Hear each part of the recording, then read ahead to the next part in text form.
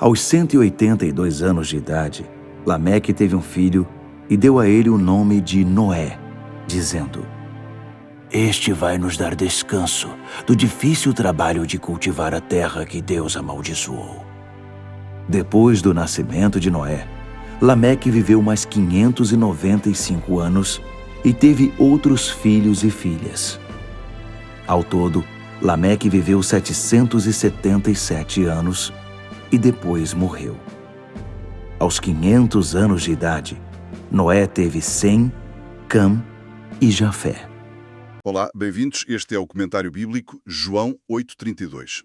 E hoje temos pela frente uma análise verdadeiramente profunda e, diria até surpreendente. Sem dúvida, o nosso objetivo hoje é explorar uma daquelas passagens das Escrituras que muitas vezes passam completamente despercebidas. Aquelas secções que o leitor comum tende a saltar. Exatamente.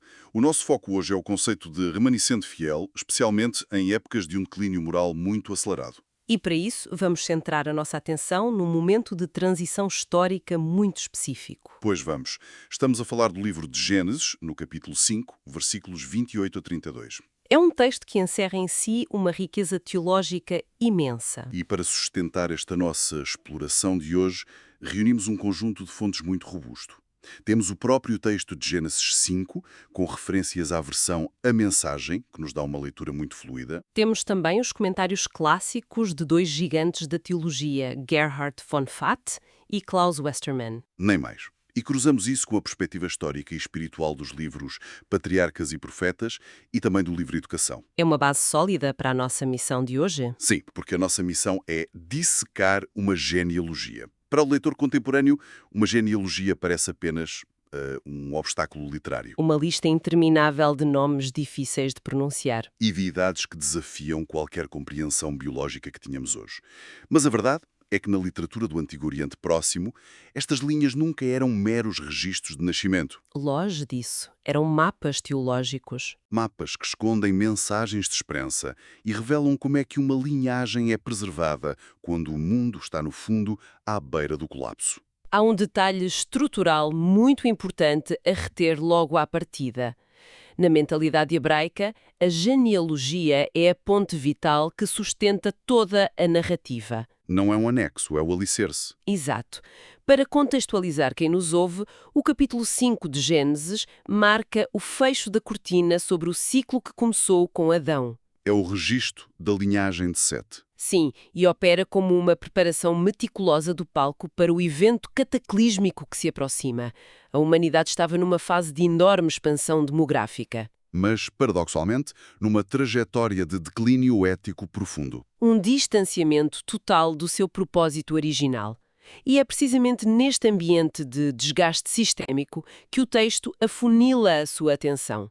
Afunila para uma família específica. Estabelecendo a fundação para uma intervenção divina sem precedentes. Ora bem, vamos dissecar o texto bíblico com atenção, porque a genialidade literária nota-se sempre nos pormenores. E este texto está carregado deles. O relato indica que Lameque, ao atingir os 182 anos de idade, tem um filho e decide chamá-lo Noé.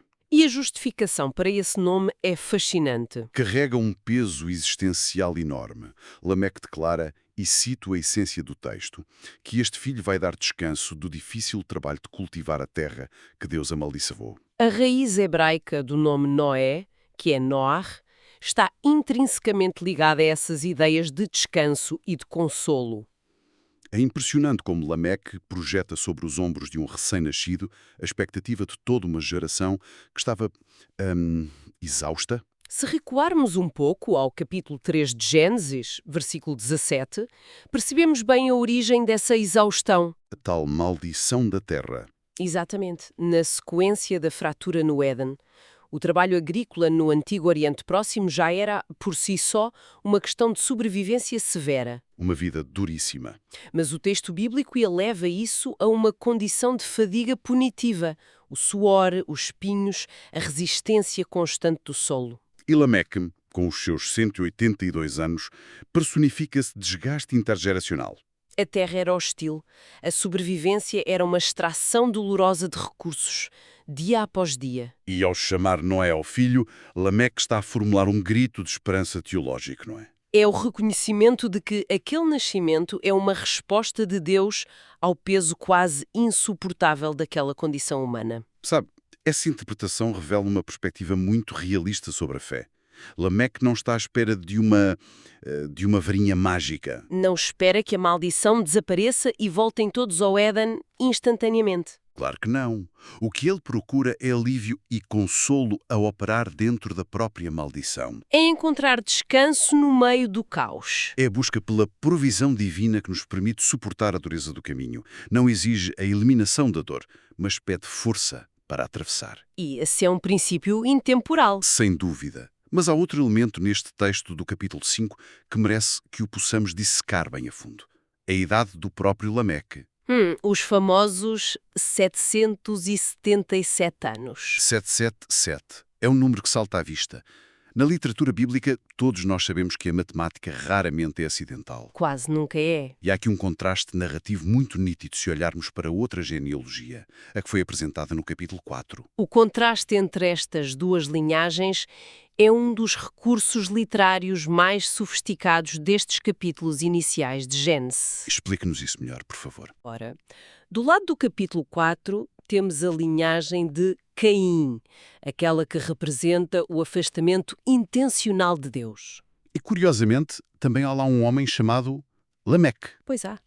E a narrativa relata que Caim recebeu um selo de proteção divina que era 7 vezes maior contra quem lhe fizesse mal. Um ato de graça, apesar de tudo. Sim, mas o Lameque, da linhagem de Caim, distorce essa proteção. Num poema de pura arrogância tribal, ele exige para si mesmo uma vingança 77 vezes maior. 77 vezes. É a escalada exponencial da violência, do ego, da retaliação humana. Nesse caso, o número é usado para quantificar a destruição. É como se o autor bíblico estivesse a colocar dois espelhos frente a frente. Uma imagem perfeita. Temos esse Lameque de Caim a matematizar a vingança com o número 77. E do outro lado, no capítulo 5, surge o nosso Lameque, O Lameque da linhagem fiel de Sete. cuja vida se estende por 777 anos. O número 7, sendo o símbolo universal de plenitude e perfeição divina na teologia hebraica, é aqui elevado à terceira potência. O Lameque de Caim acumulou a retaliação. E o Lameque de 7 torna-se um símbolo da acumulação da graça. Representa a plenitude da vida que culmina num filho cujo nome, como vimos, significa descanso. É fascinante. E é aqui que se torna crucial introduzirmos as visões daqueles teólogos que mencionámos no início. Sim, Gerhard von Rad tem uma análise muito densa sobre isto. O que é que ele nos diz sobre esta genealogia? Ele nota que as listas de nomes no capítulo 5 não funcionam como um beco sem saída narrativo. Não são um ponto final. São um motor de transição. Exatamente.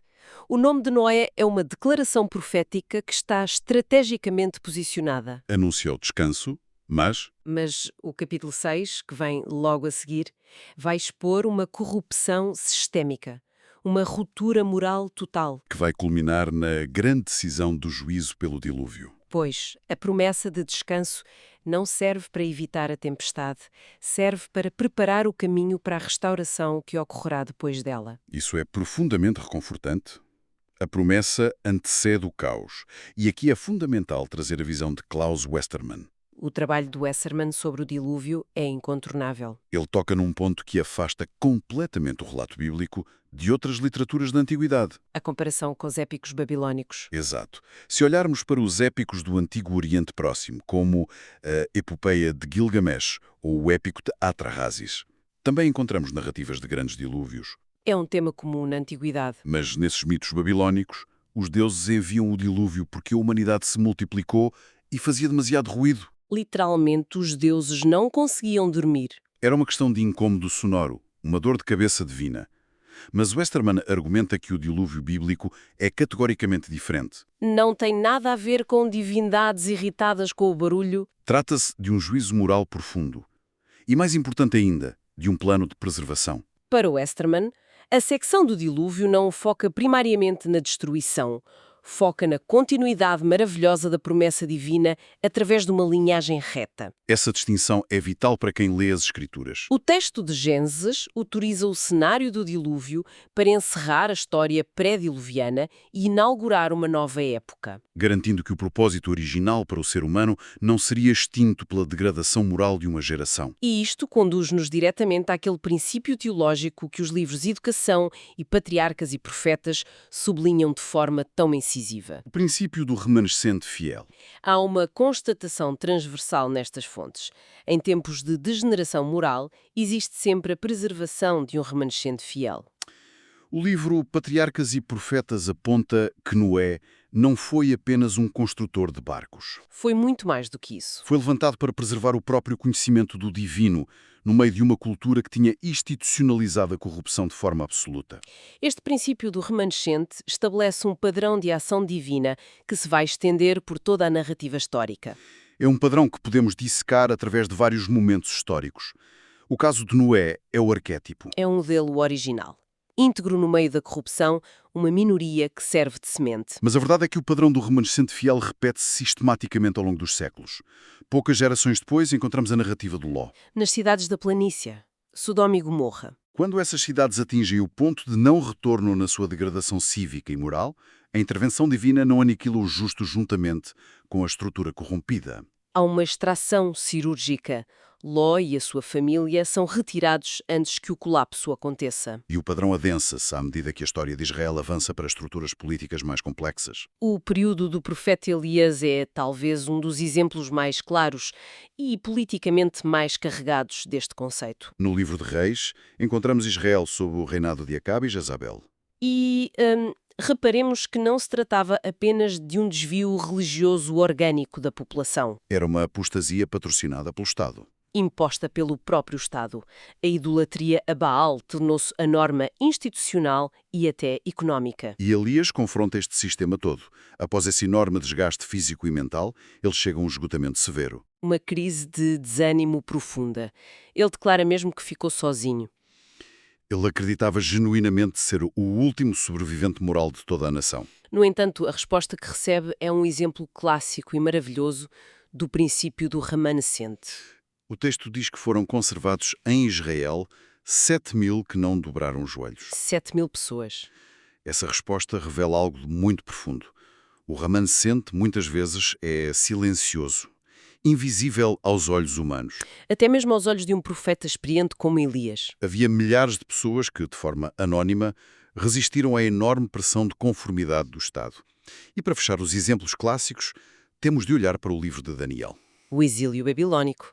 que não foi apenas uma transferência geográfica de prisioneiros de guerra. A Babilónia era uma autêntica máquina de assimilação cultural. O objetivo era reeducar os jovens da elite de Judá. Mudar os seus nomes, a sua dieta. A sua literatura e a sua visão do mundo. Uma lavagem cerebral completa. Mas Daniel e os seus companheiros encontram-se no epicentro desta máquina imperial e mantêm a sua integridade. Mantém uma fidelidade ética e espiritual inabalável. Eles representam um remanescente no ambiente de hostilidade total. E o que une todos estes exemplos, Noé, Ló, os 7.000 de Elias e os jovens na Babilónia, é um aspecto teológico que precisa de ser clarificado com precisão. Vamos a isso? O conceito de remanescente fiel não opera com base numa predestinação cega ou arbitrária. Não são um grupo de super-heróis imunes ao mal. De todo. Não é um grupo passivo que recebe uma imunidade moral enquanto o resto da humanidade é programado para falhar. O remanescente é constituído por aqueles que respondem à graça divina. Através de uma fidelidade consciente e deliberada. É uma escolha diária e, convenhamos, muitas vezes custosa.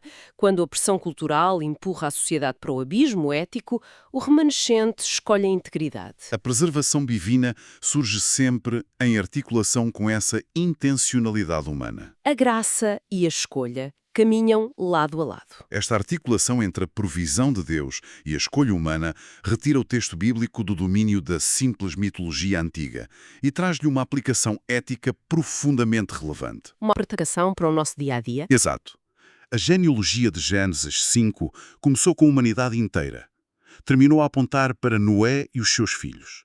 Fechou um grande ciclo de desgaste para abrir um novo caminho, através da provisão. E se transferirmos esta grelha de leitura para o paradigma de hoje, para a modernidade? O cenário não é assim tão distante, pois não. Vivemos em sociedades de enorme complexidade, marcadas por crises institucionais. Desgaste ético generalizado. Um cinismo que por vezes faz lembrar estes períodos de transição que dissecamos hoje. A noção de que as coisas estão em ruptura é um sentimento familiar para quem nos ouve. É verdade. A aplicação contemporânea deste conceito transcende completamente a antiguidade. Como é que podemos aplicar isto na prática? Bem, se a história bíblica nos ensina que no fim de cada ciclo de degeneração há a preservação de um remanescente, isso obriga-nos a uma reflexão prática. O remanescente hoje não vai construir uma arca literal de madeira. Não se define por fugir da sociedade. Define-se pela resistência ao declínio moral nas esferas comuns da vida. No trabalho, por exemplo? Sim, pode ser observado naqueles que mantêm a ética e a transparência profissional em setores onde a corrupção ou simples atalhos são a norma aceite. Pessoas que não cedem ao facilitismo. Manifesta-se também na preservação silenciosa de valores no seio familiar, onde a paciência e a integridade substituem a utilidade e o descarte nas relações humanas. É ser uma voz de justiça e de consolo genuíno num ambiente social que promove a fragmentação. É a fidelidade silenciosa nas estruturas do dia-a-dia, resistindo à entropia moral que parece tão natural ao nosso redor. Dissecamos hoje uma longa genealogia. Compreendemos o peso de um nome como Noé, contrastamos a matemática da vingança com a plenitude da graça de Lameque. E observamos a resiliência histórica daqueles que escolheram ser a minoria fiel face a sistemas corrompidos. A densidade destas fontes é notável. Contudo, antes de encerrarmos a nossa exploração de hoje, penso que há um último pensamento a partilhar. Sim, as leituras que fizemos suscitam uma reflexão que talvez inverta a forma como olhamos para o próprio cansaço. O cansaço de Lameque. Exato. Essa inversão de perspectiva nasce das entrelinhas do relato de Lameque. Nós passamos algum tempo a analisar a queixa fundamentada dele. O anseio por alívio face ao trabalho rigoroso na terra. Uma fadiga imensa. Mas, se considerarmos que o nome de Noé promete o descanso, levanta-se uma hipótese teológica provocadora para os nossos dias. Qual é? No mundo moderno marcado pelo esgotamento profissional, pelo burnout, pela ansiedade constante face à sobrevivência e ao futuro, nós tendemos a ver a fadiga apenas como um inimigo a abater. Queremos sempre fugir dela. Isso muda tudo. Talvez o autêntico descanso espiritual prometido não seja a ausência total de pressão. Mas sim a capacidade de atravessar essa pressão. Nasce da capacidade de atravessar a fornalha da vida contemporânea, mantendo o caráter intacto. A fadiga pode ser o pré-requisito para compreender a verdadeira profundidade do consolo que o remanescente recebe. Que desafio filosófico tremendo. O desgaste não como um sinal de abandono divino, mas como o solo rigoroso onde o caráter e a resiliência são cultivados. É uma perspectiva transformadora. É uma grilha de leitura que transforma a própria luta moderna numa oportunidade para integrar este princípio milenar. Sem dúvida. A todos os que nos acompanharam nesta análise aprofundada, deixamos o desafio para que continuem a ler e a investigar estas fontes. As escrituras exigem que recusemos a leitura superficial. Exigem que tenhamos a paciência de dissecar os seus textos antigos para extrair a sabedoria que oferecem à complexidade da nossa era. Procuremos aplicar esta ética no nosso dia-a-dia. Contribuindo com integridade e consolo nos espaços onde a fadiga e o desgaste mais se fazem sentir. Agradecemos a companhia de todos e o tempo dedicado a pensar connosco. Até à próxima exploração.